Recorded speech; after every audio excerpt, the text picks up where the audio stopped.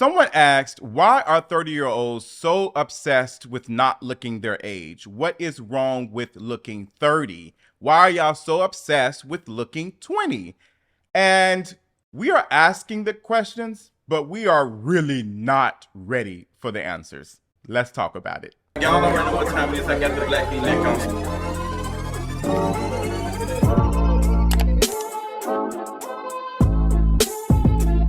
What's going on, you all? We are going to be talking about beauty. I am really confused of why people don't understand why 30-year-olds do not want to look like they're 30, why people are so obsessed with age and not looking their age. What is going on? You would think, considering all the things that we see online 24/7, and the conversations that many have been having about desire, about beauty, and the politics of ugliness, that folks would be understanding that there's a reason why so many people don't like to look their age. Like, people don't want to be told they're 30. Now, this woman on TikTok was talking about the young girls not wearing heels and stuff to the clubs. And, she was doing this conversation, and towards the end of the video, she showed these Lego block heels. I don't know what's happening to club culture, but the girlies are not wearing heels in the clubs anymore. And as a 34-year-old, I know I don't look my age, but as a 34-year-old, do we need to come out of retirement and teach the girls how to wear heels, or like what heels you need to shop for when going out in the club? Because the amount of flats and sandals that I saw is just like, part of the thrill of going to the club is dancing on the couch in your heels. You got to figure out how to strengthen those ankles so you don't break them. Like, how to maneuver. Like, it's a rite of passage. I feel like you don't appreciate wearing a flat if you aren't dancing on the couch in the club. I don't know, y'all. There's just something about a cute little heel. You just we got to figure it out. We got to bring heel culture back to the clubs, because what are y'all doing? What's going on? Not too much on the block heel girls, because there's nothing wrong with the heels, but she was talking about like stilettos and all that in the club. Like, in the video, she was talking about age, and she was saying that she doesn't look her age. And people started clowning her and saying, well, girl, you actually look your age. And this is coming from somebody who's same age as you. And that's okay. And it started this conversation, and it's been happening for a minute, because even my generation have been talking about 20-year-olds looking older than what they are. We are obsessed with age. We are obsessed with age because we are obsessed with beauty. And we are obsessed with the capital that comes with being beautiful, being perceived as beautiful. Youth. Like, that is what it is. And I don't, for me, understand how folks are not understanding that. Like, I'm confused that you are confused, because we are online. Like, the conversation is happening online. We're always talking about beauty. Like, we have terms like face cards, like, all the time, slutty waist, body T. Like, we are talking and reinforcing the idea of beauty. If we want to be honest, a lot of these terms fit into the same category as using big bag. We're finding new ways to say the same thing. We're saying the quiet part out loud, that we are obsessed with beauty and looking a certain way. There is a reason why the beauty industry is making billions of dollars. There's a reason why people are going to get BBLs. There's a reason why people are sitting in airports, flying to different countries and stuff to get work done, because there is so much capital. Even if you are poor, living in poverty, beauty is a capital that brings you more things. It allows you to be seen. It allows you to be heard. It allows you to be able to get opportunities, even the basics of opportunities of assistance. Like, people get jobs based off of beauty. There's so much that comes with that. How many times have you been online and seen someone say that they're watching a show based off a person or a character or an actor or actress being beautiful? Like, we make jokes like that 24/7, and we don't think that there are consequences for that. We reinforce it. It may seem like it's just a joke, but the joke is beauty. The joke is You are only watching the show and consuming this product because of desire. And then you're shocked when we see beauty being reinforced, when we see a specific looking black person on our TVs, in our commercials. You will see ads with biracial kids and a black mother and a white father. We see that constantly. We don't see a lot of dark-skinned children. All of the children we see in these ads are slim and thin. Like, they do not come in different sizes. Even kids who have disabilities, we don't see them. Each and every time that we engage in this rhetoric and we talk about like beauty, we are reinforcing the idea of beauty. So yes, I will say that, yeah, like we are obsessed with not being called our age. Like, I'm 36, I'll be 37 in less than a month. And I'm okay with it. Like, people have made comments about the gray coming out of my hair, my beard and stuff. I love my age. I love that I'm aging and getting older. And I've been here for almost 37 years. But, you know, I do look at old pictures and I'm like, oh my gosh, I was looking at a picture of me from probably like 2004 and probably like 2005. And I was like, oh my gosh, like I was beautiful. Like I was beautiful. And around that time, I did not consider myself beautiful because of what was, you know, considered beauty. The way desire worked, I did not have that much access to it. I was a, you know, slim, dark-skinned guy. Like, I wore glasses and, you know, I didn't hear things about me being beautiful, or I didn't have people walk up to me saying, oh, you're beautiful. There are certain people that they can be just walking through the checkout line. I have a light-skinned friend who, you know, has hazel eyes, and he would go to the grocery store and the, you know, worker or whatever would tell, oh, you're so beautiful. Like, he would hear that so much and he would be confused by it. We even do that, like, oh my gosh. And we say that we're being nice and we're being kind, but even that is reinforcing the idea of beauty, because you're only doing it with a specific kind. Like, each and every time you get on social media and you say, oh, I need him, or I can fix them, or I can do this and that, you are reinforcing beauty. The idea of beauty is everywhere around us. And that's one of the main reasons why I'm not on social media as much. Like, I don't post as much on Instagram or Twitter. Like, I'm getting a little bit into TikTok, but Twitter has become this place where there's constant reinforcement of beauty every day. I cannot escape it. It used to not be like that, but it's every day I'm seeing conversations. And it's no shade. I even have some mutuals who I love to death that remind me each and every day that they are in love with white men. White men can look like a big toe, and they, as long as they're thin or mask or even twink-ish, like they are ready to go to war for them or whatever reason. And it's just, y'all are say these things like we all, quote unquote, want to seem like we're progressive and we understand these systems, but we're not really applying it in practice. Like, we're not applying it. Like, even to the point that, and it's no shade, I'm tired of hearing people who benefit from desire talking about desirability. Like, I watched a video about, you know, Gen Z or whatever having an issue with dating, millennials having an issue with dating, or Gen Z or whatever. And even the person who did the video was struggling to explain desirability. Like, they were trying to describe politics of desire, and the definition came from Webster. It was like, girl, there's a couple of articles written about it.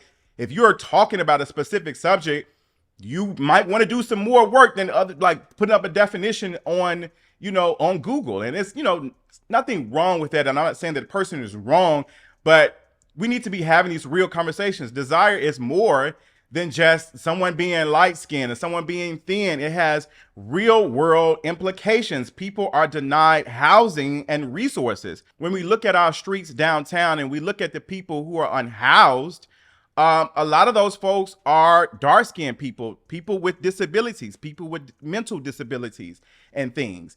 That is the ramifications of desire. Like, they're not seen as human.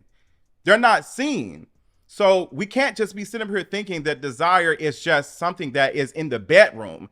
You saying, oh, I have a type, or I don't talk to this and that, exists outside of the bedroom, to the point that you will be more likely to hire someone based off of them being desired. The people who are benefited from desire capital are given more education and more time is given to them to learn these things based off of just beauty. If we understand that the capital that comes from beauty, what do you think happens to the people on the other end who do not benefit from it?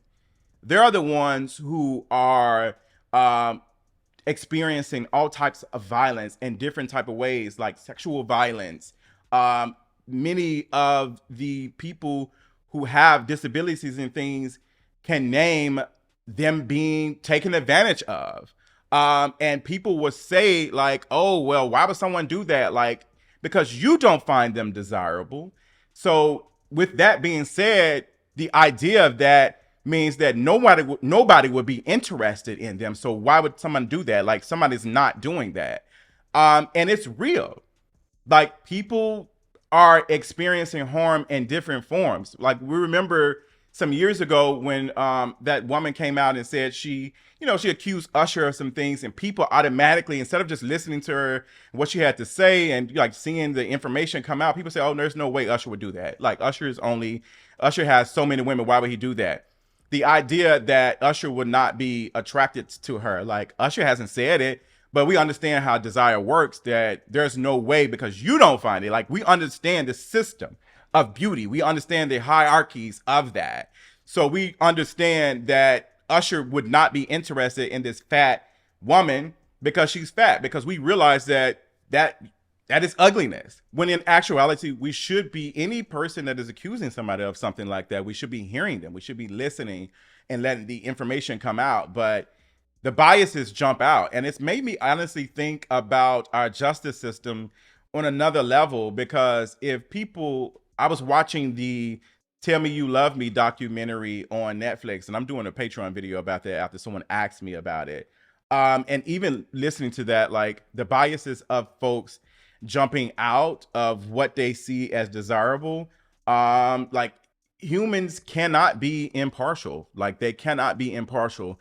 And it just made me think, if these things exist, like, if these systems and things exist, how is it going to be fair? How can Lady Justice be blinded when there are certain ideas and stuff that have been here that will make a person look guilty or not guilty, like hearing them and not hearing them? It's some real stuff. So I've been thinking about that. Back to the conversation of 30-year-old not wanting to be called 30, even the auntie situation, because we understand what beauty is. We understand it, but we really don't want to understand it, because if we're going to continue, like, we're all going to age eventually. We will all age if it happens. Like, if the more we're on here, the more we age. We understand what ugliness is. Even the slutty waist thing that was taken off with gay Twitter or black gay Twitter, whatever, it was taken off like, oh, I have a slutty waist. I love guys with slutty waist and stuff. I like a guy with a slim waist. It comes from having no waist. Like, people are obsessed with saying no waist.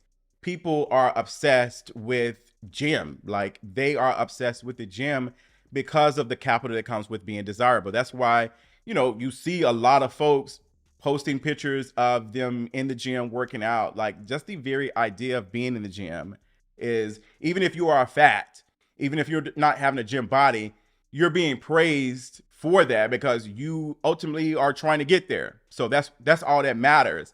And it's just, we are obsessed with it. And I think social media has made it even worse. It always existed. Social media is reinforcing it so bad to the point that the algorithms know it. Like, machine learning is now understanding what beauty is. I have been on Twitter, and people I do not follow will be suggested, like, a picture will show up to me and I will dismiss it. Even on Instagram, I will look at some workout videos.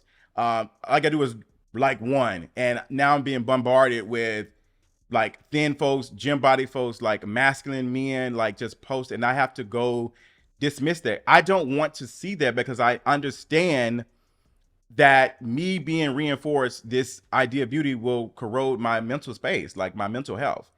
We're all, like, honestly sort of destroying ourselves to achieve this beauty. We have folks who are talking about, like, after being sick, they had the stomach flu or stomach bug. They are happy that they've lost 6-7 pounds. People are now taking weight loss medication that was supposed to be for diabetes, to treat diabetes.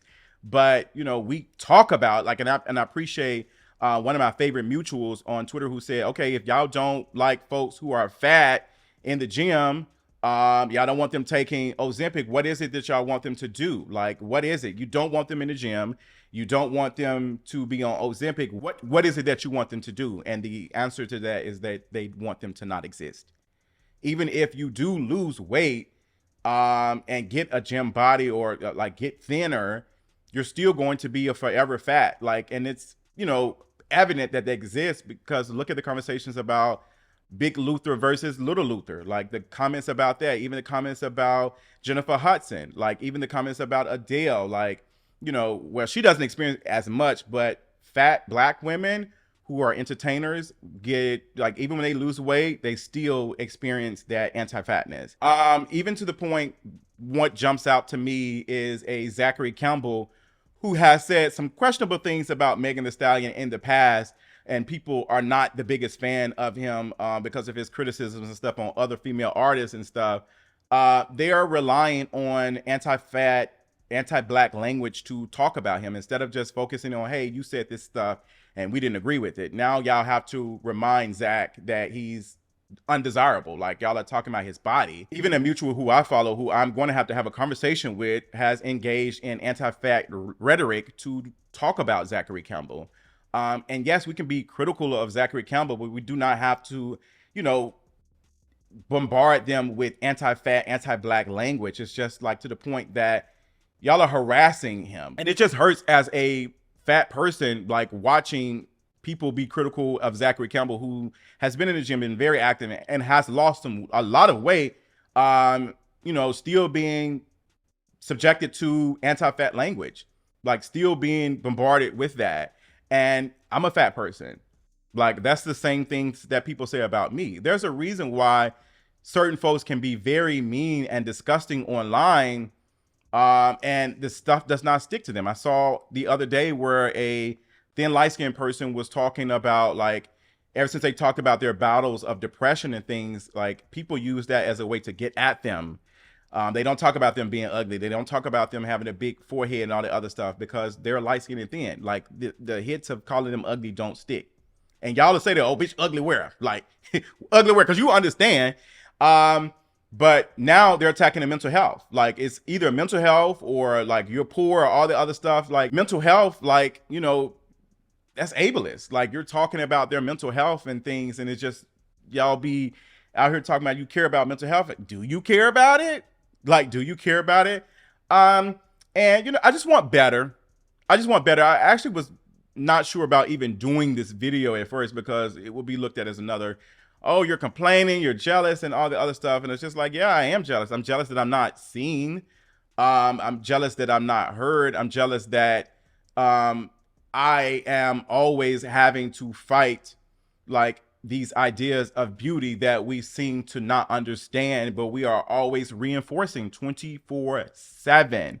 We are reinforcing these ideas of beauty every time. Like, body T, face card, slim waist, slutty waist. Like, it's just, okay, girl. And we'll say, oh, the face card doesn't mean anything. Like, it can mean any face. No, it doesn't. It doesn't hit the same. It doesn't hit the same. Like, it's the difference between thick and fat. The conversation that me and Deshaun Harrison talked about, and Deshaun actually wrote about, that there's a certain level of fatness. I've had people tell me, oh, you're not that fat, which means there are limitations on fatness. Like, you can't get that big, or you can't be sloppy with it. And it's just like, what is sloppy? Like, y'all are disgusted by fatness, the idea of it. Like, even to the point I remember wearing, and this is some personal stuff that I haven't shared publicly, and I will, like, I will be vulnerable for a minute. I remember going to this bar or something, and I had on some cute underwear, and my pants were sagging a little bit, and they were showing. And this guy was like, oh, you need to cover that up, like, your butt out, da da da da. And I'm like, okay, like, you know, that may be the like I'm showing my butt on purpose, but because my butt is not this color or this like texture or this thin, it's not, don't show that, you need to cover it up. And we wonder why fat folks are wearing shirts to the pool and wearing shirts in the middle of the bedroom and doing things, because we are constantly reminded that this needs to be covered up. But the same is not said to folks who are thin. Like every part can be out. Every part is that. And y'all remind them when y'all say things like, body tea and all this other stuff, like everything. And I'm not gonna lie, it is hard because I wanted to wear something revealing to the Megan Thee Stallion concert. I wanted to have on some underwear, but I was like, is it because I don't want to be seen as feminine, or is it because of femininity and my body? Because fat people, period, are not allowed to show femininity in certain type of ways unless their body is in a specific type of way. Like, I'm not allowed to do that. Like, I'm just not. Like, this is disgusting. It's grotesque. Like, you need to put this away. And the same thing is not said to other folks. Like, it's just not. To the point, I'm gonna be honest, I'm tired of hearing people who benefit from desire and use desire capital in every other like video talking about like things. Like, I need y'all to be sharing where y'all are getting this information, because in that you are reinforcing the idea of, desire capital. Like, you are benefiting from talking about desire because you are desirable. And the people who have been speaking on these things, the people who have been getting stoned for years, who have written about these things, are not getting the same platform that you all are. But, yes, like desire capital, desire capital, desire capital. I'm just like, okay, girl, if I had to take a shot for every time that you said desire capital without showing us where you're reading these things and what have you learned, I would be in the hospital. Like, I would be in the hospital for like alcohol abuse, like, or alcohol overdose, something like that, like poisoning. But to end this video, the reasons why people do not want to look their age is because we remind folks that age is an ugly thing if you go over a certain number, if you look a certain way. So until we eradicate these systems, it's just going to be here.